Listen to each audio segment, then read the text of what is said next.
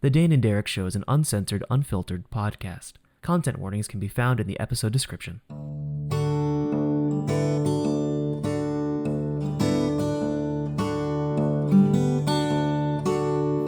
Hello, everybody, and welcome back to the Dane and Derek Show, a podcast where two nerdy friends keep in touch and shoot the shit.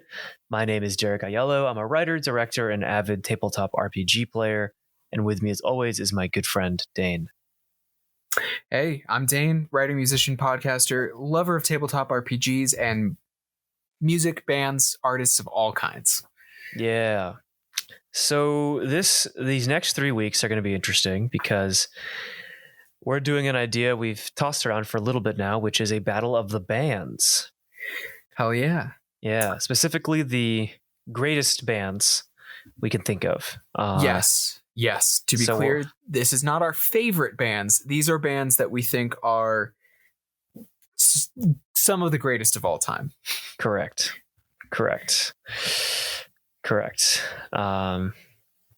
Yeah. And we're not going to talk about the Beatles if you were hoping we were going to talk about the Beatles. No, we are not talking about the Beatles or the Rolling Stones. Yeah. So here, I think I can condense the rules real fast that we're going with. So we've each picked 4 bands. This week we're going to do 4 battles, so to speak. One of mine, one of Derek's. We're going to argue it out for a few minutes, and then we'll pick one to go on to the next round. The following week we'll have 2, and then the last week will be the finale of the to find the best band. We're doing bands specifically, so can't be solo artists with a single with a stage name or like of sorts like Iron and Wine.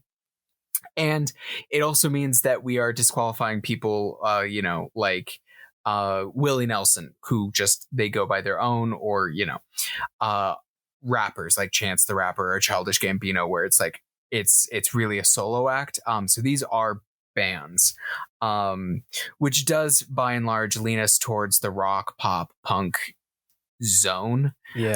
So again, we're not going greatest musician of all time, greatest artist, greatest music. Yeah, we're just doing like a fun what if battle of the bands style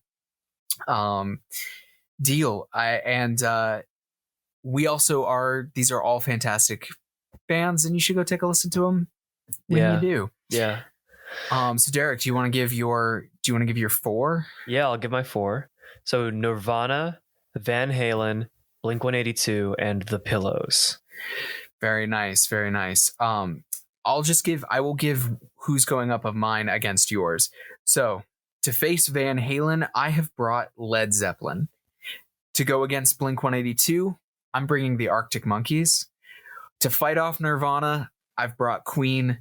And against The Pillows, I've brought Daft Punk. So I have a sneaking suspicion. I'm just going to call it right now. I think Daft Punk is going to win. Okay, call it a safe bet, but I'm putting money on Queen. Oh, okay. It's a safe bet, but it is a safe bet. Yeah. So, which bracket do we want to go first, Dane? Which one are you feeling most or least confident of?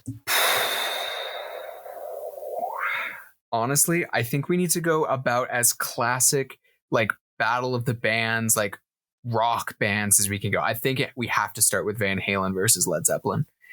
I actually think the order I just listed in is probably the order I think we should go.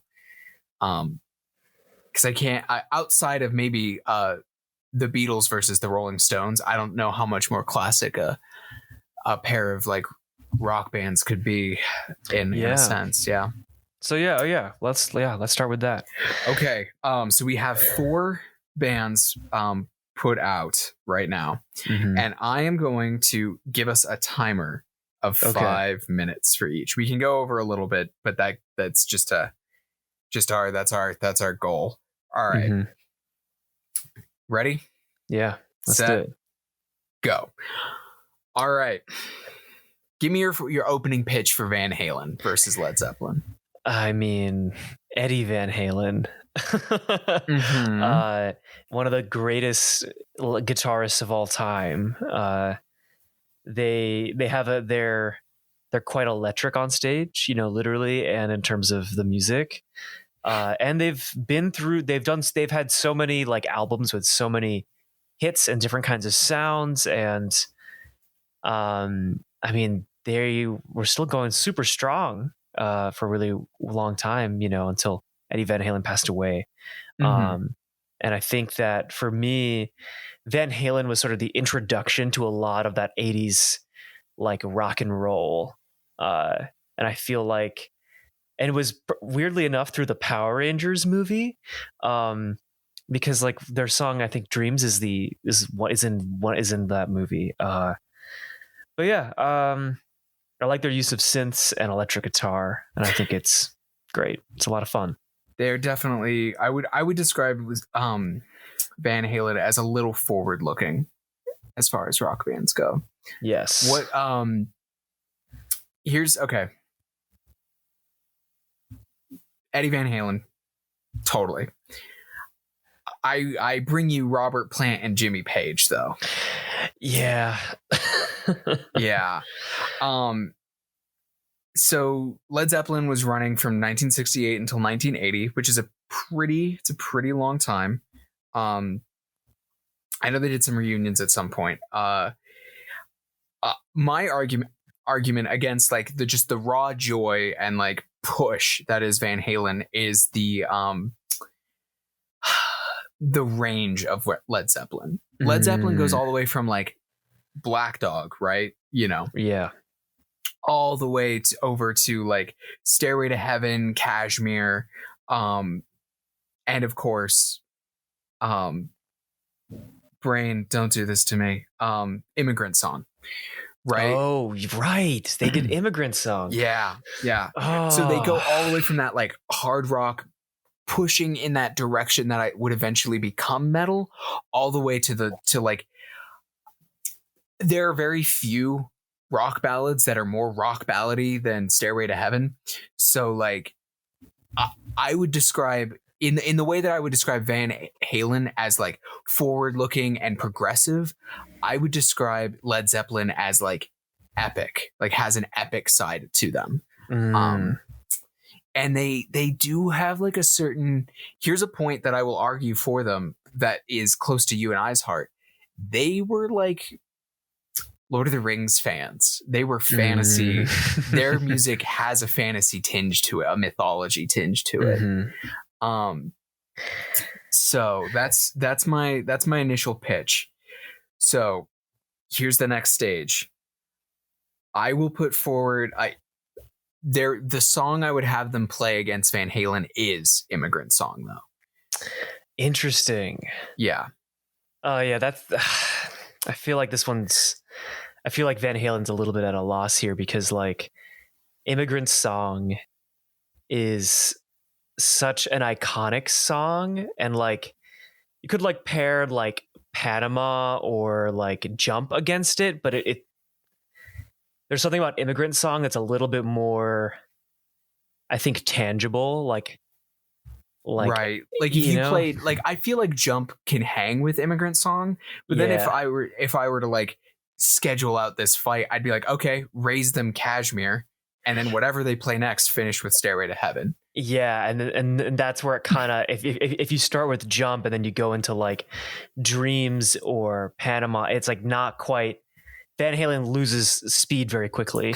I think Van Halen is a spectacular band. I don't want to knock them down, but I think the musicianship of Led Zeppelin and their like reach and scope yes, beats out Van Halen's. That, I didn't even consider that, because when I think of Led Zeppelin, I think of I don't think of Immigrant Song. I think of Stairway to Heaven, but Immigrant Song, like, of course, that's like the song.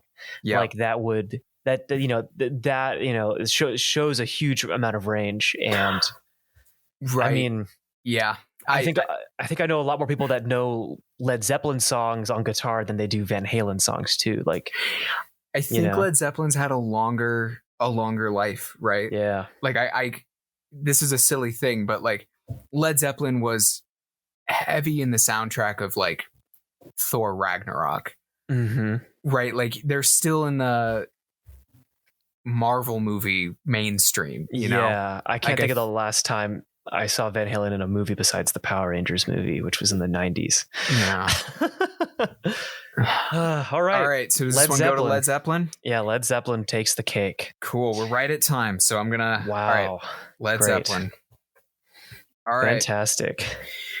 Up next, we've got Blink-182 versus the Arctic Monkeys. Ready? Yeah. Here goes the timer. Okay. All right. So, I'll go first this time.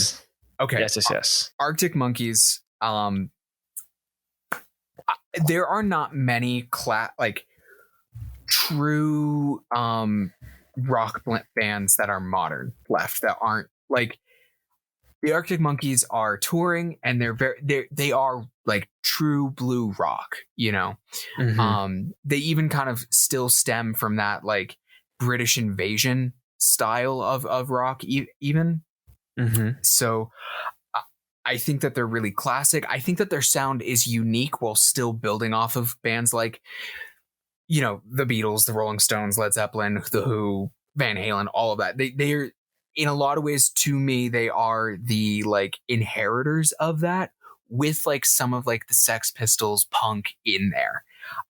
They also, you know, are like really heavily in like they kind of made it, especially in like the 2012 through 2014 era with AM, you know, like that album, which had what's the song that is now escaping my brain right now? Do I Want to Know? That one. Like they have a cultural impact. They are like a classic rock band. Yeah. That's my initial pitch. Okay. So my initial pitch for Blink-182 is that they're one of those bands that I think they're sort of the soundtrack to a lot of youth, especially in the last 30 years. And I think that they're kind of an evolution of a lot of punk music. You know, like they're one of the first big pop punk bands. And, you know, they're a band that, you know, they're a 3-piece with 2 vocalists. And there's something about their lyrics that I think really gets to me. There's some interesting lyricism going on, and you know, pop punk and punk music as a genre itself, I think it's a very interesting style of music, because like a lot of like modern like pop punk kind of blends together. A lot of it sounds like Fall Out Boy and kind of blends, whereas like Blink-182, like, you know, it's Blink-182, and a lot of like that pop punk singing style like kind of originates with like it can be dated back to like that era of music. I feel. Yeah, absolutely. And they've toured they've been together since what, 95, 92? I think before then. They have an album from 84 or something like that. Let me check.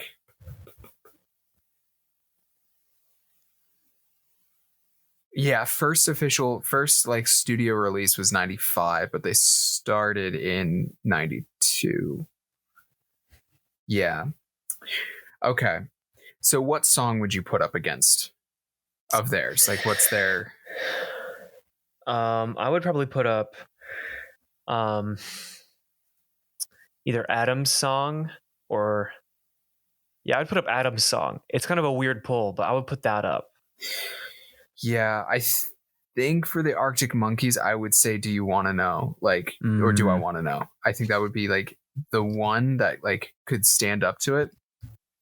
But here's where I'm feeling right now, as we're with about a minute left on our battle here. I'm gonna say it goes to Blink-182. Okay. And here's my reasoning about this. Okay.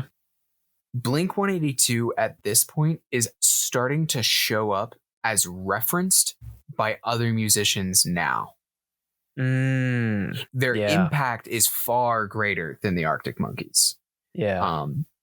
I think that their longevity, their like influence on people, like they do influence Fall Out Boy and like Panic at the Disco and all of these other things.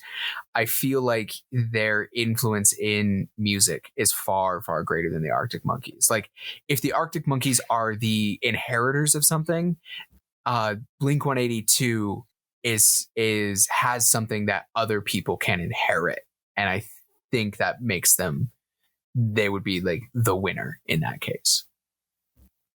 Yeah. Oh, there goes the timer. There we go. I guess it's Blink-182. Okay. All right. Yeah. I haven't listened to too much of the Arctic Monkeys, but I have heard that one song. Do I want to know? Yeah. I mean, I love that. I love the Arctic Monkeys. I've never been a huge Blink-182 fan myself, but like their influence is way farther felt. Yeah. All right. Up next, this one is if Van Halen versus Led Zeppelin is like classic, this is the one that I think might be the most divisive, which is Nirvana versus Queen. Yeah, like you couldn't have like they like arguably two of like the biggest bands of their time that have such different sounds. Mm-hmm. Have such famous lead singers, and such famous band members. Like, here's the thing about Nirvana, like grunge music is such like an interesting style of alternative that I think alternative is kind of lost, and I feel like it kind of almost lives and dies with Nirvana in a lot of ways. Yes. And that's like a super interesting thing because like you look at like the Foo Fighters and they're a lot more like rock and roll and like punk than they are like hard grunge, like garage grunge, like Nirvana was. And yes, I think there's something about like how short of like a life Nirvana had as like a band, that I think like Nirvana never had the time to kind of like become a bad band. Like, yes, unfortunately, because, Kurt Cobain, died. Mm-hmm. And I think that their music, like, everybody at some point, in their marching band does a cover of Smells Like Teen Spirit, right? Every cover band plays something off of Bloom at some point. And that's pretty true. Yeah. And like, they're also like, I think like a 3-piece, maybe a 4-piece. I don't remember. Let me double check. I want to say 3-piece. I want to say they're also a 3-piece. Oh, man. Let me see. Kurt Cobain, Kristen Zelic, a lot of drummers. Dave Grohl in 1990 was the other, like, he's the other like major member who, I mean, people know Dave Grohl for other reasons at this point, but okay. It looks like the final lineup was a 3-piece, but until gotcha. Chad Channing was like their drummer for most. Yeah. But yeah. So to kind of contrast that, like Queen 4-piece, like they still sort of tour today, but it's not right. Like to some extent, without Freddie Mercury, I don't really think it's like true Queen. So it's like Freddie Mercury, Brian May, Roger Taylor, John Deacon, right? Yeah. So I don't even know where to start with Queen, right? Like, I mean, they're iconic, right? They've done everything from like We Will Rock You and We Are the Champions all the way to, Bohemian Rhapsody. Bohemian Rhapsody. Bohemian Rhapsody, in my opinion, might be the most impressive, and I would go to bat for Bohemian Rhapsody as greatest rock song of all time. I can see that. It's through composed, meaning it doesn't have a chorus. It doesn't have verses. It is a constantly shifting and changing song. It's like an opera. It is like an opera. And, but the other thing is Freddie Mercury and Queen as a whole, their philosophy as a band was to make music that is so complex that very few people can sing it, like Bohemian Rhapsody. Like everybody knows the fucking lyrics, but like, Mm-hmm. you know, all the way to, you know, We Will Rock You, which is in the band and the audience merge during that song. And like Nirvana and Kurt Cobain have a similar like pull on the culture. Yeah. Like that's like the reason that this is so hard, is that both of these bands, while their frontmen are also both so important. Yes. You know? Yeah. Like you can't have, it's really hard to have either band without their frontman. Right. The band is almost the frontman in some ways. And of course that's not really true, but like it sometimes feels that way.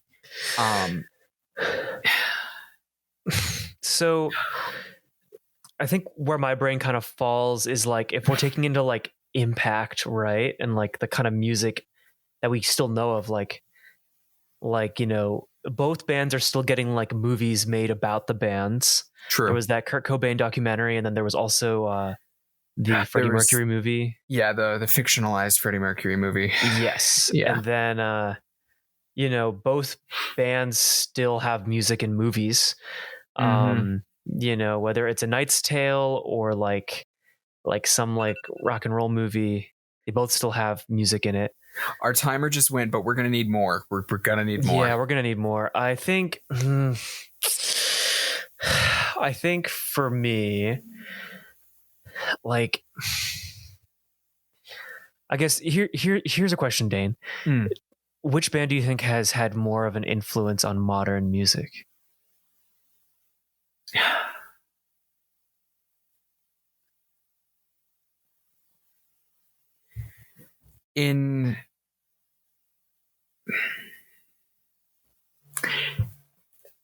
Currently, I'd say Nirvana, simply because it's more recent. On the other hand, I think Queen's music is more enduring, if that makes sense. Yeah. Like, I feel like Nirvana can still be felt because it exists in continuing on to today. Like Nirvana's music can still be felt, right? Whereas Queen's cannot. However, the reason for that is that in my mind, Queen is like you cannot replicate it. Yes, like correct. There is no shot. Like it's no. Like there isn't. You can't feel Queen because there is no Queen. Like nobody can like take that. Like people, I feel like so many people are inspired by Queen, but they don't take much from the sound, if that makes sense. Like it's just too much its own thing. Which again doesn't really help us like narrow this one down very much. Yeah, you know, I'll just put it this way. I'm gonna lean towards Queen. I think I'm leaning towards Queen in the same way because like so much feels even. The only thing that to me feels like it leans more in one way than the other is the actual quality of the music. Like again, I don't like, this is the exact same thing like with like Led Zeppelin and Van Halen. I'm like, Nirvana's good. It's good. I just don't, it's just not quite Queen good, if that makes sense, which is like that's part of the fun that I'm having right now is like comparing things that are just not different entirely, but like,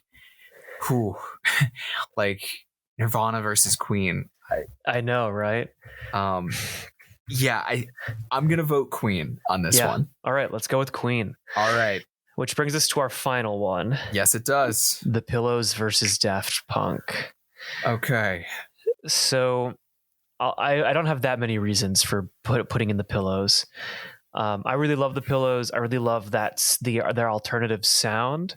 I think they have a very sort of melodic alternative sound that a lot of alternative music doesn't have.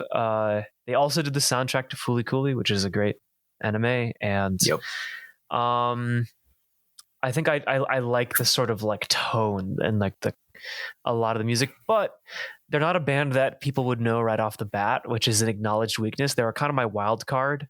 And And I kind of feel like Daft Punk is also a wild card in this, comparatively to these other bands. Yeah. Daft Punk is the most different. Yeah, Daft Punk was my wild card in the sense that it's not. They're first of all absolutely not a rock band, right? Yeah. They are a duo, and they're electronic music.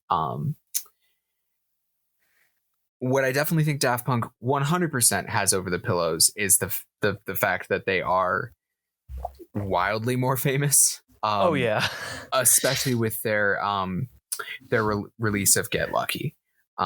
Yeah, which catapulted them from being a relatively famous band to being like, boom, like they are like that song was like, that was like a song of the summer, right? Like where it's like everybody now at least knows the name Daft Punk. Yes. I love the Daft Punk story. In the sense of like where their name came from, which is they got like a really bad review and were called Daft Punk. So like I was like, that's cool. That's cool that they like took that like that that like ding and turned it into something. Yeah, they took some negative energy and turned it into something positive.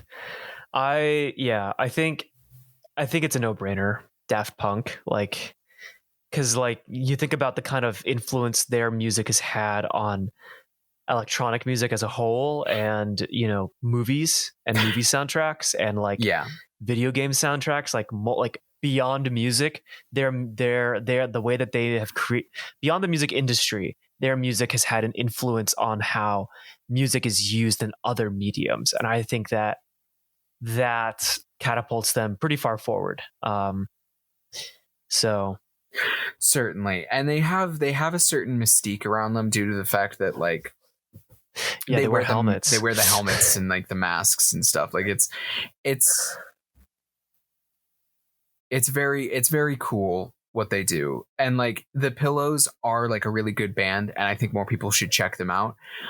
But I think in this case, like if you were to imagine them like in a head-to-head battle of the bands, like the Pillows would probably play a rockin' show, no doubt.